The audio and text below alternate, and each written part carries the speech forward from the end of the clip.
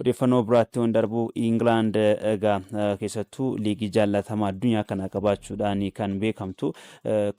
Premier League England lakkoofsa gara 18tti akka hir'atuuf kana dura FIFA irraa akka yaadaatti dhiyaatee ture. Garuu yaada kana hojii gaggeessan Premier League England Richard Masters fudhatama dhabsiisaniiti jiru. Egaa sababiin FIFAn yaada kana dhiyeesseef sababa waancaa addunyaatiin wal qabatee kilaboonni yookiin taphattoonni akka taphni isaaniitti hin heddummaanneef yaadee Premier League England baay'ina kilaboota 20 irraa gara 18tti akka hir'isuudha kan yaada dhiyeesse. Garuu dhimma kanaan wal qabatee Richard Masters yaada kennaniin kilabiin 20 akkuma itti fuutti kaasanii jiru. 20 irraa gara 18tti gadi hir'isuu hin barbaannu Premier League England kana caalaa daran hawwatamummaa taasisuudhaaf kan hojjennu malee baay'ina kilaboota hin hir'ifnu jechuudhaan kan dubbatanii. Premier League England bara 1994 irraa eegalee kilaboota 20 gidduutti gaggeeffamaa jira. Bara tokkotti tapha 380tu taphatamaa. Kun egaa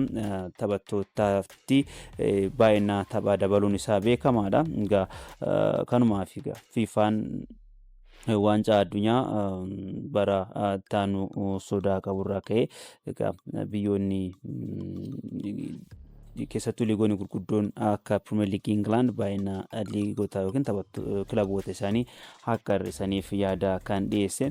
Sanas ta'e kana garuu liigichaan kilabni hir'ifamu akka hin jirredha Richard Masters kan kaasanii. Egaa kun sadarkaa yaadaatti yoo ta'e malee Premier League England hawwatamummaan isaa beekamaadha. Akkuma addunyaatti jalqaba irratti eerama. Egaa baay'ina kilaboota hir'isuun caasaa jaallatamaa liigichaa kana balleessuu waan danda'uuf kun waan hin yaadamne durumaa FIFAn sadarkaa yaadaatti yookiin gorsaatti yaada kana dhiyeessuun isaa fudhatama kan arganne waanuma beekamu jechuudhaan BBC'n kan barreesse. Odeeffannoo biraatiin kan arganu Newcastle United gaafii Liverpool kuffisee jira. Shaampiyooniin England Liverpool taphataa sarara fuulduraa kilaba Newcastle United Alexander Isak fudhachuudhaaf paawundii miiliyoona 100 fi miiliyoona 10 dhiyeessus akkasuma dabalata paawundii miiliyoona 10 dabaluudhaaf waadaa galus Newcastle United gatii kanaan hin gurguru jedheeti jira. Egaa jijjiiran taphataa kana gufachuu akka danda'u kan himamaa jiru. Sababiin isaa akkaataa Newcastle United gaafii Liverpool itti kuffisee Liverpool baay'ee akka dallansiisedha kan himame. Egaa taphataa kanaaf Newcastle United paawundii miiliyoona 100 fi miiliyoona 50 akka barbaaduudha kan dubbate. Jijjiirraa taphataa kanaatiin wal qabate taphatichi gara Liverpool deemuu barbaaduu isaarraa kan ka'e qophii gannaatiif garee isaa Newcastle United waliin deemuu hin dandeenye kophaa isaa yookiin dhuunfaadhaan Englanditti shaakalaa gochaa kan jiru taphataan hidda dhaloota Eritrea qabuu fi lammiin Sweden Alexander Isak ammatti garuu gatii isaatiin wal qabate jijjiirraan inni gara Liverpool taasisu gufatu akka maluudha kan himame. Liverpool kana booda gatii dabalee taphaticha fudhachuu akka hin barbaanne ESPN kan gabaase. Egaa sababa lamaa fi tokko akkaataan Newcastle United gaafii isaa itti kuffise Liverpool akka hin gammachiisnedha kan himame. Inni biraa immoo garaagarummaan mallaqaa kilaboota kanneen gidduu jiru guddaa ta'uu isaatiin wal qabate. Egaa Liverpool karoora isaatiitti ammatti paawundii miiliyoona 100 fi miiliyoona 10 kaffalee adeemsa keessa immoo paawundii miiliyoona 10 dabaluun walumaa galatti paawundii miiliyoona 120 kaffaluudhaaf kan karoorfate. Egaa Newcastle United garuu paawundii miiliyoona 150 kan barbaadu. Osoo kan miiliyoona 120 kaffalu ta'e gidduu isaanii paawundii miiliyoona 30tu jira jechuudha. Garaagarummaa kana dhiphisanii kilaboonni kunneen jijjiiran Alexander Isak gara Liverpool taasisu xumuramuu akka hin dandeenyedha kan himamaa jiru. Kanaaf jijjiiran Isak gara Liverpool ni taasisaaf eegamaa tureen waan gufateedha kan fakkaatu. Kanumaa fakkaata Newcastle United egaa hedduu isaa irratti taphataa RB Leipzig Benjamin Šeško mallatteessifachuudhaaf sochii eegalee ture. Kaleessa adda kutuu isaa kan ifoomse.